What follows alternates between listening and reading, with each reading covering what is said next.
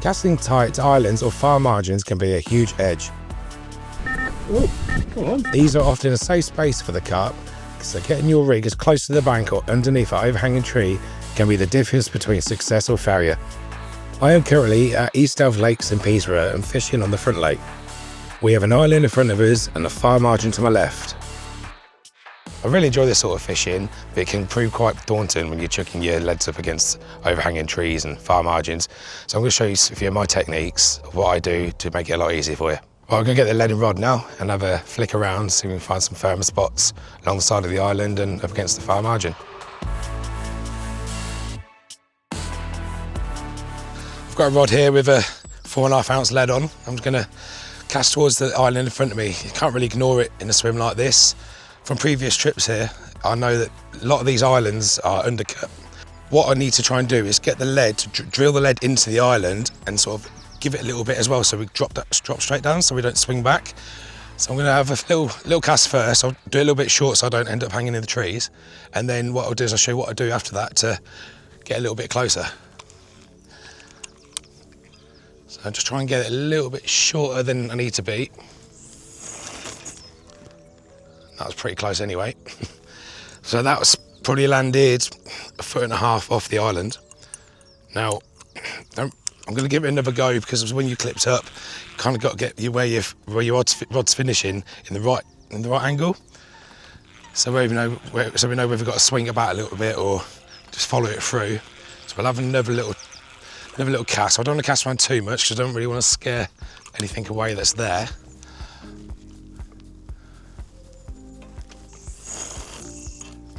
So that there could do with another 1 foot to 2 feet taken off. So I know from the base of my reel here to my first eye is around about 3 foot. So if I go 2/3 of the way up here and then put that back on the clip, I'm around about 2 feet closer. So we'll try that again. It's like I said before, it's worth noting that this island here hasn't got a slope off it. And the reason I know that's from obviously previously fishing there. So I want to try and drill the lead in. Now the way we do that is we release the lead a little bit later when your rod's more about 2 to 3 o'clock to try and drill it in.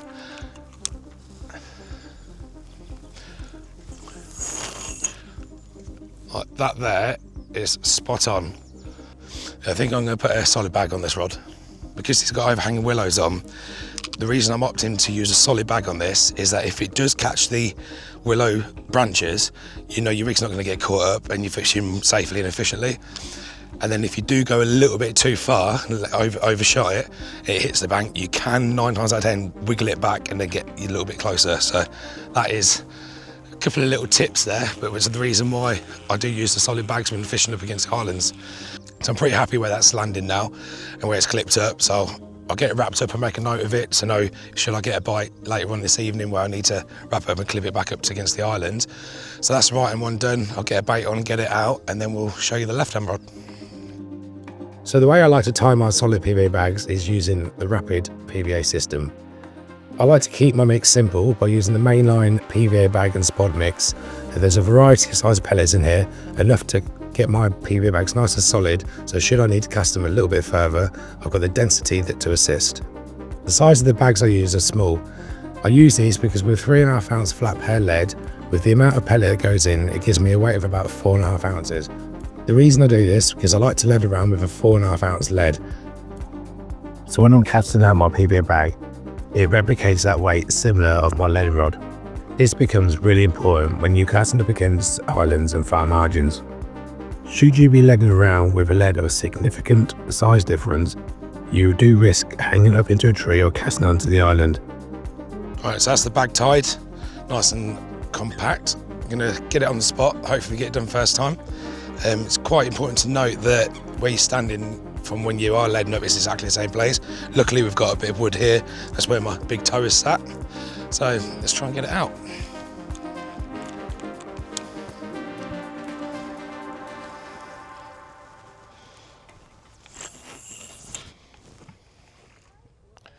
Spot on. Absolutely spot on, and it just clipped the branches going in. I know the rig's going to be safe. No hook point getting bird over. And that should be a bite. Right, so I'll get the left-hand rod sorted now. Same principle as fishing at an island. We've got a nice undercut left-hand margin here. So I'm gonna try and drill this to a dead tree I've got over there. Earlier on I did go along that margin with a leading rod with a heavy lead just to find some firmer areas because this lake is quite silty with all the trees that we've got around here.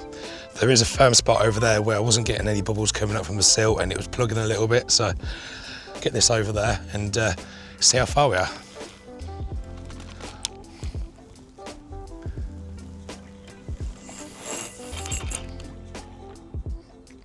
Yeah, so that's nice there. Yeah, nice and clear as well. So I think if I go a little bit left, because we're up against the margin, we don't have to add any more on. I can just cast a little bit more to the left, which that'll take up the distance. That means I'm going to be closer.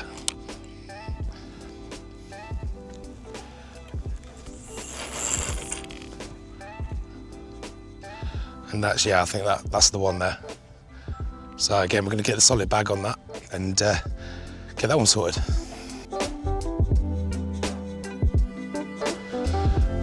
All right, it's the left-hand rod all tied up. Let's get this one on the spot.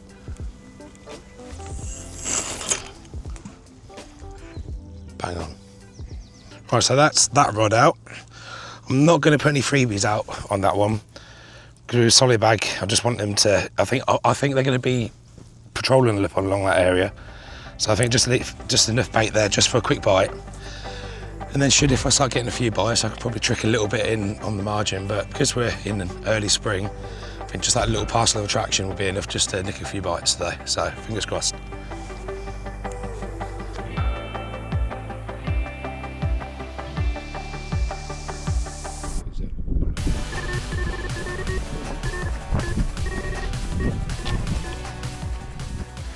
So it didn't take long, putting one of those solid bags up against the far margin, been probably a couple of hours.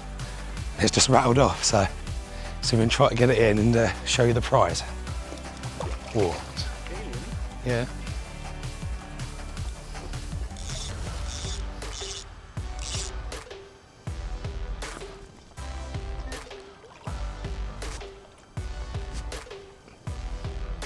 Well, that's not a bad one for the first fish, is it?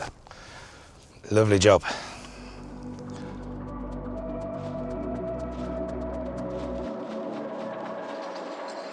Oh, come on.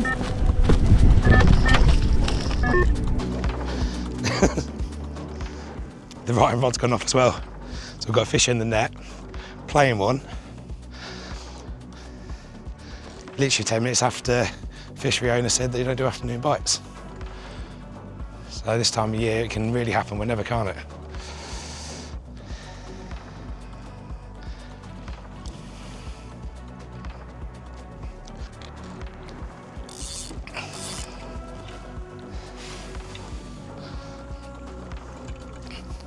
Lovely job.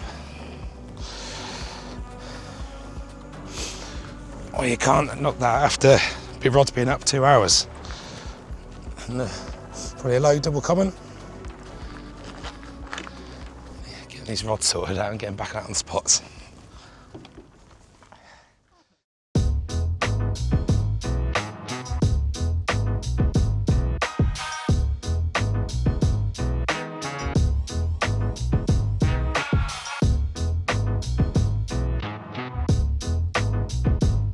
So here's a result from that first bite.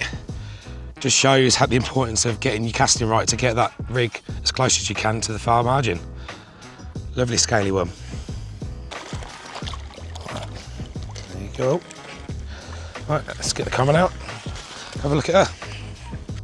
Here's the second bite from the second spot, proving again that fishing up against islands, getting as tight as you can prevail to quick bites, especially this time of year in the spring. So I'll get this one back and hopefully we can try and get another one.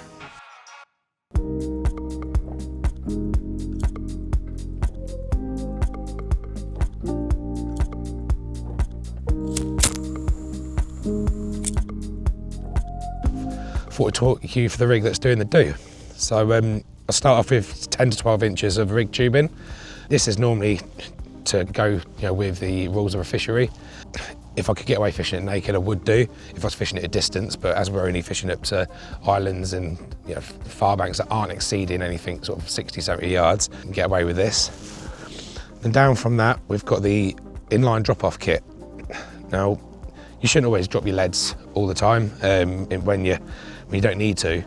And I use this when fishing up against islands or far bank margins, because there's always branches and trees and other little snags that could catch up, so dropping the lead is pretty important in my opinion. We'll talk about the lead, as most of the time when you're fishing up against islands or far margins, you're fishing on the slope.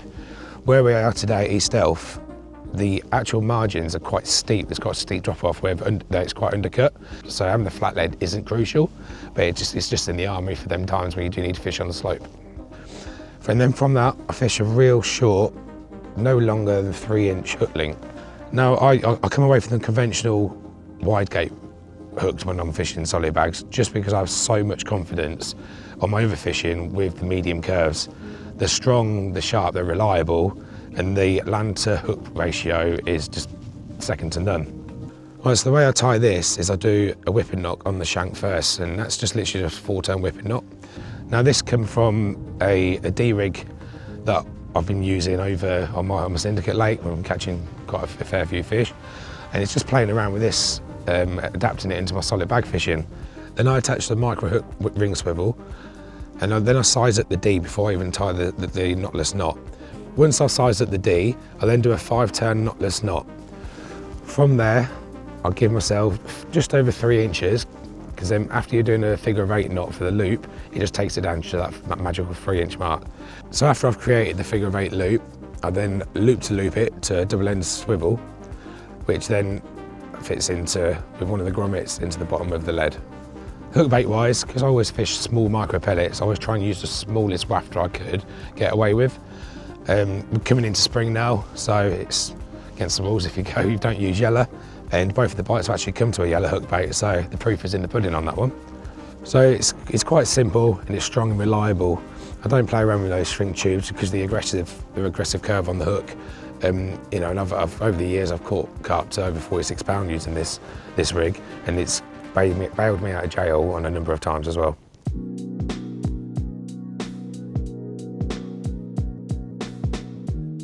So surprisingly, we're not having any more bites today. So I just take this opportunity just to go through the kit that I use for this kind of angling. It doesn't massively change from my everyday sort of kit. We've got the Horizon X6s and the 3 3/4, give you a bit of backbone to get them away from that far margin. We've got the Fox XC 12,000s here. The reels are loaded with a 23-pound X-Set Pro. To keep the rods in position, we've got the Black Label 2-rod buzz bars, and at the back here we've got the rod locks. And to assist that, we've got the stabilisers, so that should we get a bite, we're not going to get any twist on the buzz bars. Moving over to the alarms, I use the RX Pluses and have sensitivity as high as I can, depending on the weather conditions. Obviously, we don't want them going off all the time if it's windy, so here we've got them quite sensitive because we've not got much wind today. And that's it really. You want to be using nice and strong kit so that every bite you get, you turn a bite into a landed fish. So hopefully I can prove that again in a bit going into this evening.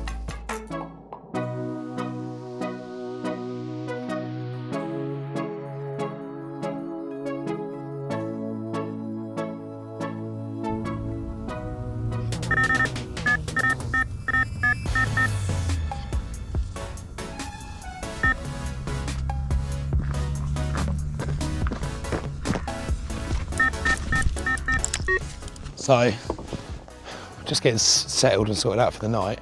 The righting rod's gone off. Hopefully get this one in, and then it will show you the importance of getting everything all clipped up right, like we done earlier against the island, to manage to get it back out safely and effectively with the low light we've got now. This one seems to be pulling a little bit. I don't seem too happy.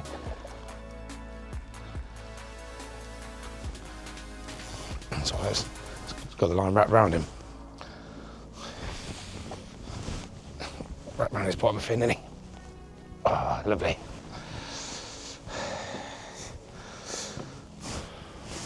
There you go then, another bite off the island, that one. Get it unhooked, and it's just got enough light left just to be able to get that up against the island again. fresh rig on. Hopefully everything I said about goes well. I'll try and get this up against the island. Perfect. Bang on.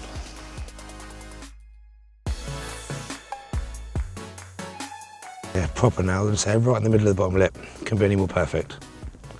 Right, there we are, that's fish number 3. 2-1 to the island spot. It's only been about an hour since I last spoke to you about my kit that I'm using. So yeah, not long for that bite. Hopefully it's the start of more to come tonight. Not too much though, because I do like my sleep. Lovely old colours are there.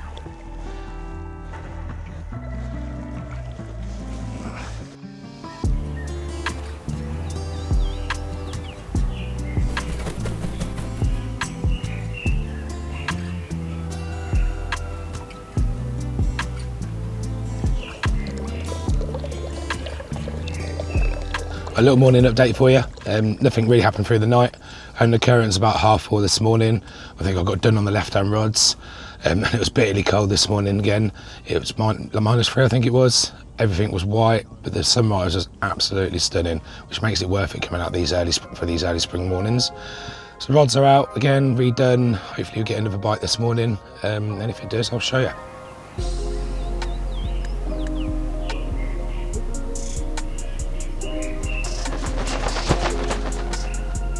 Right, so I just wanted to jump in to mention that we've got a Facebook community group called the Syndicate.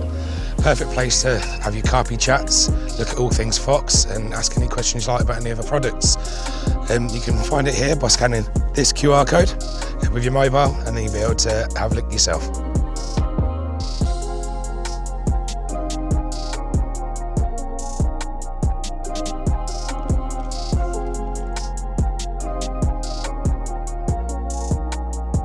Right, so that's the end of the trip for me. No more bites coming today, but the sun's come out and it's black with them on the top. So I think if we had shallower margins and shallow ground against the island, we might have had a better chance. But yeah, well, that's it. Get the rod in and see you next time. All right, thank you for watching. I hope you've enjoyed watching my video. You can take some of my tips away to improve your angling. If you want to watch our latest product video, click here. If you want to watch our latest video, click here. If you want to subscribe, click here.